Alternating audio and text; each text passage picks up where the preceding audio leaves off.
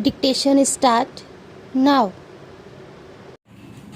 It is a matter of great gratification to me that we have arrived at the third reading stage of this bill, and I have every hope that this House will finalize it in the course of the next few hours.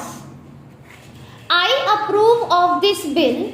It represents not merely what is incorporated in it, but something more.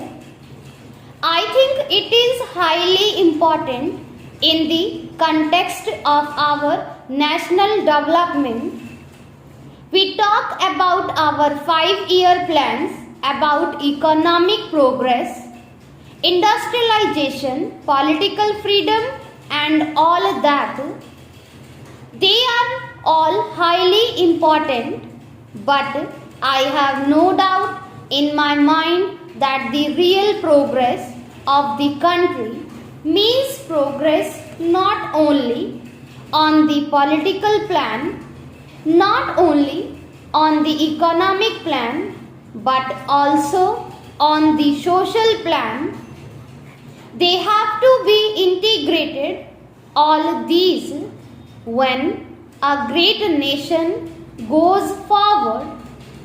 I welcome this particular measure because I think it is of the highest importance that we should take up the social challenge. On a previous occasion, speaking, I think not on this bill, but on a similar measure, the special marriage bill, I ventured to say something about my reading. I speak, of course, before experts with fear, but I venture to say that what my conception of Hindu law is. Hindu law had never been rigid. It had a certain dynamic element in it, indeed, that was its strength. It was not a law of the statute book which could be changed at its will. It encouraged many kinds of customs to grow up. When they grew up, it acknowledged them. In fact, even today in India, there are so many varieties of Hindu law in the south, in the north, in the east, that it is very difficult to say that this is the one and the only Hindu law. There is a variety all over. Then again, everyone knows that a great majority of Hindus, apart from the few topmost caste, are governed by all kinds of customs.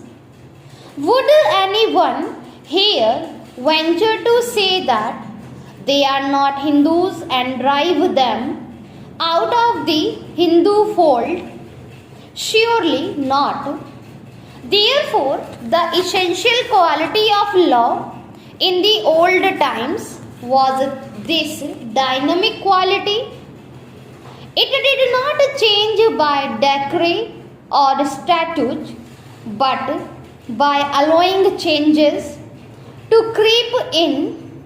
This is why formal amendments were made in the Hindu law from time to time in this great country. Now, I venture to ask, can any law, whether it is social or economic, be applicable with equal force when society has changed completely? Let us take the India of 1,000 or 2,000 years ago. The population of India in those days was 100 of what it is today, and India was a community of a large number of villages and some small towns. Modern conditions are entirely different in the cities of Delhi, Calcutta, Bombay, and Madras. Industries are growing and new social relationships are being established. Can anyone say that while all these changes are making place in our social setup, certain things must remain unchanged? This bill has been discussed here for a few days, but behind it lie years and years of investigations. First, there was a committee which functioned for a number of years. Here in this parliament, this matter has come up for the last 3 years and a half years. Even before this parliament came into being, bills had repeatedly been moved. No subject, I take it, has been so much before the public and discussed so much as this particular subject of the reform of the Hindu law in regard to personal relationships. It was right that there should have been so much opportunity given for public consideration. House, it is an important measure. This morning a fact came to my notice that in the small state of Saurashtra, one of our smallest states, one of our socially advanced states, if I may say so, there is on an average one suicide a day among the women because maladjustments in human relationships. The figures was over 300 in a year. You can calculate the proportion it works out to in that state. These are authentic figures which the chief ministers of that state gave me. This shows the maladjustment and the difficulties that the women have to face.